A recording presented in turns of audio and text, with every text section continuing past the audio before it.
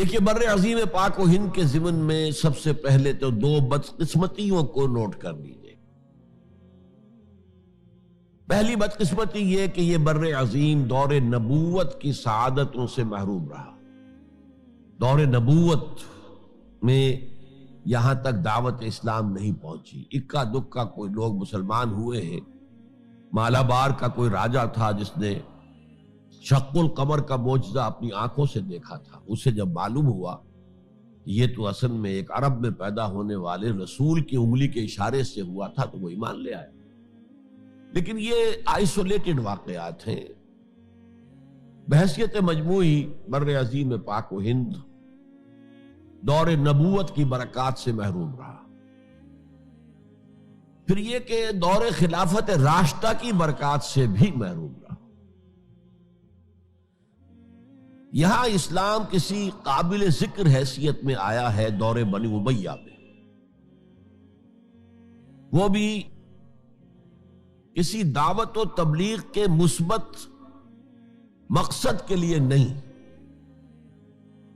بلکہ ایک انتقام اور بدلے کے لیے کہ کچھ مسلمان تاجروں کا ایک بحری قافلہ جو سرندیپ سے لنکا سے جا رہا تھا عرب کی طرف، اسے یہاں کراچی کے قریب اسے یہاں کے سندھی ڈاکوؤں نے لوٹ لیا۔ اس پر مطالبہ آیا اسلامی مسلمان حکومت کی طرف سے، وہ ملوکیت تھی، اب وہ اسلامی حکومت اس معنی میں نہیں رہی تھی جس معنی میں کہ خلافت راشدہ اسلامی حکومت تھی کہ جو قیدی ہے تمہارے پاس رہا کرو اور کمپنسیٹ کرو جو بھی نقصان یہاں ان مسلمان تاجروں کا ہوا ہے۔ جب اس کے جواب میں بالکل منفی رد عمل موصول ہوا تو پھر چڑھائی کا فیصلہ کیا گیا، گویا کہ یہ ایک سزا دینے کی ایک مہم تھی۔ بہرحال اس وقت جو اسلام یہاں آیا تھا اس کے کریکٹرز اس اسلام سے کچھ مختلف تھے جو بعد میں یہاں آیا۔ وہ اسلام جو محمد ابن قاسم کی سرکردگی میں سندھ میں آیا اور سندھ سے آگے بڑھ کر ملتان بلکہ موجودہ پاکستان کے تقریباً پورے نصف علاقے تک پہنچ گیا تھا، فٹ ہلز آف کشمیر تک، تو یہ اسلام خالص عربی اسلام تھا۔ ملوکیت تو آ گئی تھی لیکن بدویت اور عربیت جو ہے اس کی چھاپ اس پر ابھی گہری تھی، اور اس اسلام میں نہ ابھی فرقے تھے، نہ مسلک تھے، نہ حنفی، نہ مالکی، نہ شافعی، نہ حنبلی، نہ عقائد کے بارے میں بحثیں شروع ہوئی تھیں، علم کلام کی بحثیں ہوئی تھیں، نہ ابھی یونانی فلسفے اور منطق کا حملہ ہوا تھا، ابھی کچھ نہیں تھا، سادہ اسلام۔ اسلام اپنی اصل سادگی پر برقرار تھا،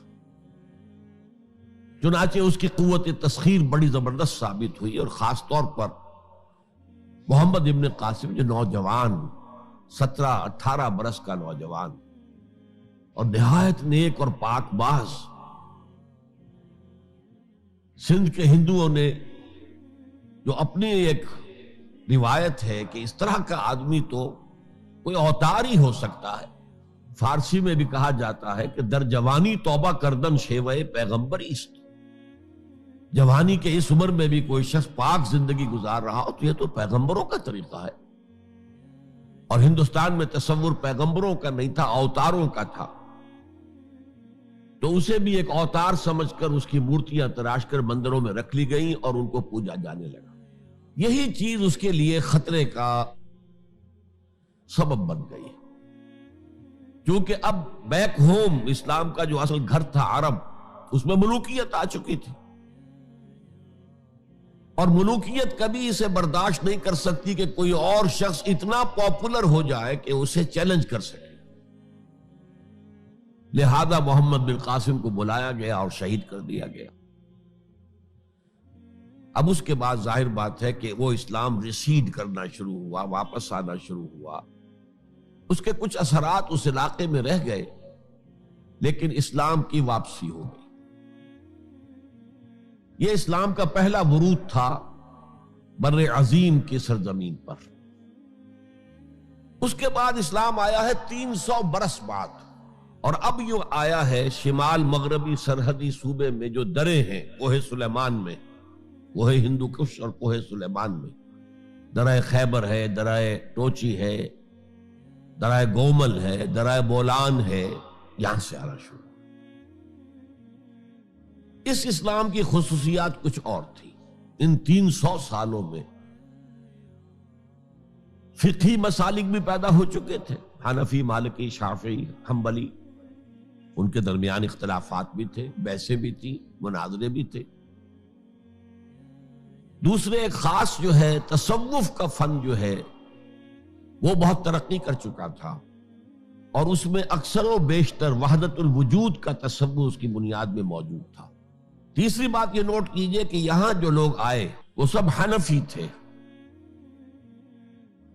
اور یہ ترک قبائل ہی تھے در حقیقت، اور ترکوں میں سے بھی غلام لوگ تھے، اسی لیے پہلا خاندان مسلمانوں کا یہاں خاندان غلامان کہلاتا ہے۔ ترک غلام تھے یہ، جو اپنی ذاتی صلاحیت اور اپنی استعداد کے بنا پر ترقی کرتے کرتے بادشاہت کے مقام تک پہنچے۔ عالم اسلام میں اس وقت 2 عظیم جگہوں پر غلاموں کی حکومت تھی، اور اس سے اندازہ ہو سکتا ہے کہ اسلام میں غلاموں کا فیوچر کتنا روشن ہے۔ ممالک، مملوک، یہ مصر میں حکمران تھے، وہ بھی غلام تھے۔ خاندان غلامہ، قطب الدین ایبک، شمس الدین التتمش، یہ سب کون تھے؟ غلام تھے۔ بہرحال اب جو اسلام آیا اس میں قیادت کی ایک تسلیس پیدا ہو چکی تھی، توحیدی شان نہیں رہی تھی۔ خلافت راشدہ میں قیادت توحیدی تھی، خلیفہ وقت ہی حاکم بھی تھے، خلیفہ وقت ہی مجتہد بھی تھے، عالم بھی تھے، اور وہی سب سے بڑے اللہ والے بھی تھے۔ لیکن اس کے بعد جو اسلام میں قیادت جو ہے مسلمانوں کی 3 شاخوں میں بٹ گئی۔ سیاسی قیادت وہ تو قبائلی عصبیت کی بنیاد پر قائم ہو رہی ہے، تو سیاست تو ہو گئی طاقت کے بل پر، جس کی لاٹھی اس کی بھینس۔ اس کے بعد جو اس دینی قیادت تھی وہ 2 حصوں میں منقسم ہو گئی، علمی قیادت، علماء، مفسرین، فقہاء، محدثین، اور ایک ہو گئی صوفیاء کی قیادت۔